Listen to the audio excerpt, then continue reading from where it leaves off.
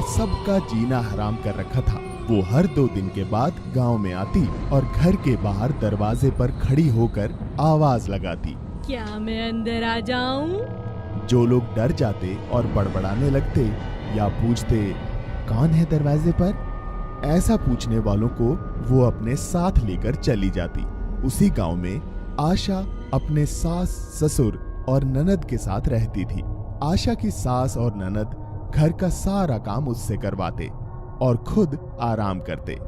अरे ओ आशा, कहाँ मर गई? सारा दिन कपड़े ही धोती रहेगी या खाना भी पकाएगी? बस माँ जी अभी आई। माँ पता है कल ज्योति के चाचा ने दरवाजा खोल दिया तो चुड़ैल उन्हें भी अपने साथ ले गई। क्या कहा? चुड़ैल? हे भगवान! देख बेटी, तू अपना ख्याल रखना और गलती से भी दरवाजा मत खोलना। अगर कभी चुड़ैल हमारे घर आई भी तो ये आशा जाएगी उसके साथ, क्योंकि यही तो दरवाजा खोलती है।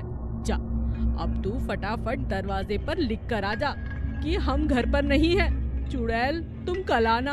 आशा की ननद आशा को बिल्कुल पसंद नहीं करती थी। उसने जानबूझकर दरवाजे पे लिख दिया, चुड़ैल आज आ जाना, और चुपचाप आकर खाना खाने लगी।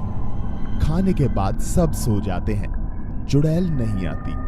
आशा की ननद सुमन सोचती है, मैंने तो चुड़ैल को आने के लिए कहा था, दिन चढ़ने वाला है, चुड़ैल तो आई ही नहीं, जाकर देखती हूँ। सुमन जैसे ही दरवाजा खोलती है, सामने चुड़ैल को पाती है। चुड़ैल उसे अपने दांतों में दबोच लेती है। सुमन चिल्लाने लगती है, बचाओ बचाओ, भाभी बचाओ। आशा दौड़ती हुई आती है। आशा की सास और बेटा भी जाग जाते हैं। आशा बिना डरे चुड़ैल को दबोच लेती है। छोड़ो छोड़ो सुमन को, छोड़ो। आशा बहुत समझदार थी। वो जानती थी कि केवल अंधेरा होने तक ही चुड़ैल किसी को अपने बस में रख सकती है, और सूरज की पहली किरण पड़ते ही उसकी शक्तियां कमजोर पड़ जाती हैं। इसलिए उसने चुड़ैल को दबोच कर रखा और कुछ ही देर में दिन निकल आया। तब चुड़ैल चिल्लाने लगी और सुमन को छोड़कर वहां से भाग गई। ये क्या था? तुम ठीक तो हो? मुझे माफ कर दो भाभी, मैं इन सब की जिम्मेदार हूँ। मैं आपको गलत समझती थी, मुझे माफ कर दो। सुमन सारी बात घर वालों को बताती है। सभी आशा को खूब प्यार और सम्मान देते हैं और हर रात दरवाजे पर लिखकर सो जाते हैं, चुड़ैल आज हम घर पर नहीं, कल आना। 4 सिर वाली चुड़ैल का कहर पूरे गांव में था। एक दिन चुड़ैल अपनी बाकी 2 बहनों के साथ शिकार पर निकली, लेकिन अचानक चुड़ैल की बहन उड़ते उड़ते बेहोश हो गई और जमीन पर आ गिरी। अरे ये क्या हुआ? मेरी बहन को अचानक बेहोश कैसे हो गई? लगता है ये कमजोर होती जा रही है, इसे अब ज्यादा गोश्त देना होगा। वो तो ठीक है, लेकिन अभी क्या करें? चुड़ैल बहनें काफी कोशिश करती हैं, लेकिन उनकी बहन नहीं उठती और अचानक सामने से आते हुए डॉक्टर को देख एक चुड़ैल चिल्लाकर कहती है, अरे वो देखो, डॉक्टर बाबू आ रहे हैं। इस पूरे गांव का इलाज यही करते हैं। जब भी कोई बीमार, खांसी, बुखार हो जाता है या फिर कोई बड़ी बीमारी में फंस जाता है। अच्छा, तो ये डॉक्टर है, इसे पकड़ कर ले आती हूँ। चुड़ैल डॉक्टर को पकड़कर अपनी बहन के पास ले आती है। डॉक्टर मदद की बहुत गुहार लगाता है। छोड़ो मुझे, कौन हो तुम?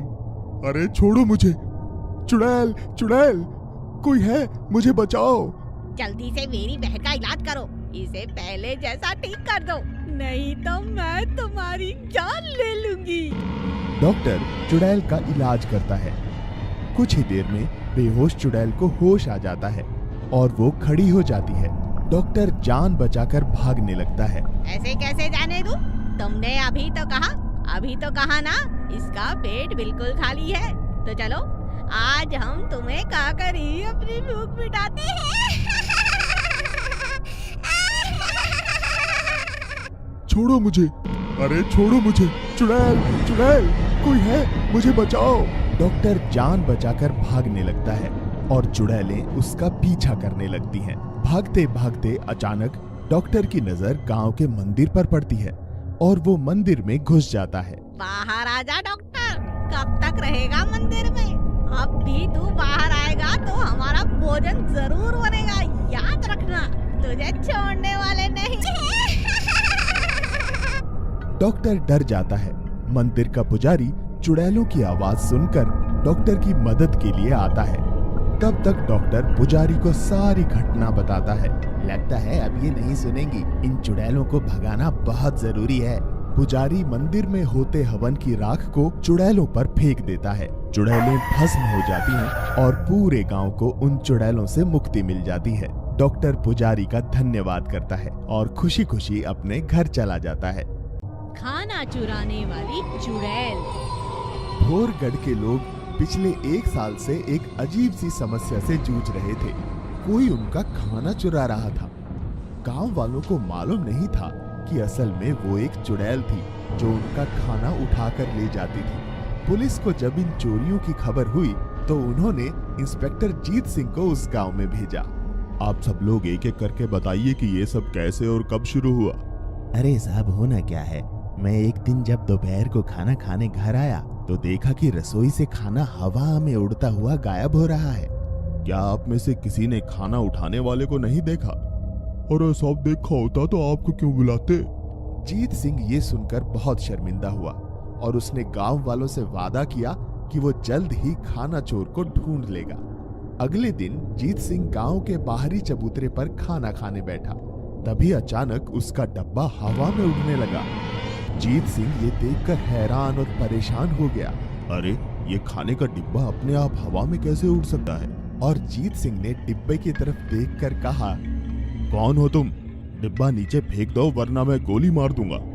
जीत सिंह के ऐसा कहते ही खाने का डब्बा पहाड़ी की तरफ उड़ चला। जीत सिंह भी उसके पीछे पीछे दौड़ने लगा। जीत सिंह पहाड़ी के पीछे पहुंचा तो उसने देखा कि वहां एक छोटा सा पानी का तालाब है और उसी तालाब के किनारे सभी गांव वालों के खाली बर्तन, थालियां, कड़ाही, पतीले आदि पड़े थे। कौन है यहाँ? बाहर निकलो। तभी पानी में से एक चुड़ैल हंसते हुए बाहर निकलती है। कौन हो तुम? इस तरह गांव वालों का खाना क्यों चुरा रही हो? मैं गांव वालों से बदला लेने के लिए कर रही हूँ। गांव वालों ने मुझे जीते जी खाने को कुछ नहीं दिया। मैं सबसे मांगती रही, मुझे एक रोटी तक किसी गांव वाले ने नहीं दी। और जब मैं भूखी प्यासी इस तालाब से पानी पीने लगी तो कमजोरी के कारण यहीं गिरकर डूबकर मर गई और मेरी आत्मा को शांति नहीं मिली और मैं चुड़ैल बनकर आ गई इन गांव वालों से बदला लेने। जीत सिंह सरपंच और कुछ गांव वालों को लेकर वहां जाता है और उन्हें सारी बात बताता है। सभी गांव वाले तालाब वाली चुड़ैल से माफी मांगते हैं। तुम सबको एक वादा करना होगा कि इस गांव में कभी कोई भूखा नहीं रहेगा। हमें माफ कर दो। अब हम वादा करते हैं कि गांव में कभी किसी को भूखा नहीं रहने देंगे। ये सुनकर चुड़ैल वहां से चली जाती है और गांव वालों को खाना चुराने वाली चुड़ैल से छुटकारा मिल जाता है। लालची चुड़ैल। सकलपुर गांव में एक भयानक चुड़ैल का साया था। वो रोज गांव में आती और किसी न किसी को उठाकर अपने साथ ले जाती। गांव के बाहर एक घना जंगल था जहां वो रहती थी। अपने शिकार को भी वो वहीं जाकर खाती थी। गांव वाले बहुत परेशान थे। वो किसी भी तरह उससे पीछा छुड़ाना चाहते थे, इसलिए उन्होंने एक सभा बुलाई। कल वो मेरी बकरी उठाकर ले गई और परसों वो मेरी दादी को उठाकर ले गई। हमें कुछ करना चाहिए, नहीं तो कोई नहीं बचेगा गांव में। गांव वालों ने एक उपाय निकाला और सोचा कि आज रात वो चुड़ैल के सामने प्रस्ताव रखेंगे कि वो रोज रोज गांव में ना आया करे। हम हर रोज एक जानवर जंगल तक पहुंचा दिया करेंगे। अरे वाह, आज तो गांव वाले मेरे स्वागत में खड़े हैं। चुड़ैल जी, हम आपके सामने प्रस्ताव लेकर आए हैं। कृपया शांत हो जाइए और हमारी बात ध्यान से सुनिए। प्रस्ताव? कैसा प्रस्ताव? जल्दी बताओ, मुझे बहुत भूख लगी है। ऐसा ना हो यहाँ कोई जिंदा ना बचे और तुम सबको खा जाऊं। गांव वालों ने सारी बात चुड़ैल से कही। ठीक है, कल से मेरे पास तक रोज एक जीव जिंदा पहुंच जाना चाहिए। याद रखना, ज्यादा होशियारी की तो पूरे गांव को तहस नहस कर दूंगी। चुड़ैल के जाने के बाद गांव का एक बुजुर्ग पास खड़े जुगनू को कहता है, बेटा जुगनू, कल चुड़ैल का भोजन तुम लेकर जाना। आज हम शरद को भेज देते हैं। जुगनू गर्दन हिलाकर हामी तो भर देता है, लेकिन वो इस उपाय से खुश नहीं था। वो तो पूरे गांव को इस मुसीबत से निकालना चाहता था। पूरी रात और पूरा दिन जुगनू ने बहुत सोचा और फिर खाली हाथ चल पड़ा जंगल की तरफ। उसे देख गांव के लोग हैरान थे। जब जुगनू चुड़ैल के पास पहुंचा तब उसने कहा, चलिए चुड़ैल जी, मैं आपके भोजन को पकड़कर ले आया हूँ। कहाँ है भोजन? कहाँ है? कहाँ है? दिखाओ कहाँ है? वो एक बहुत बड़ा जानवर है जिसे यहाँ लाना मुश्किल था, इसीलिए मैंने उसे नदी किनारे बांध दिया है। आप चलिए। नदी किनारे जुगनू ने जानवर नहीं बल्कि एक चुड़ैलों को पकड़कर कैद करने वाले जादूगर को बुला रखा था, जिसने चुड़ैल के वहां पहुंचते ही उसे अपनी बोतल में कैद कर लिया और गांव के सभी लोग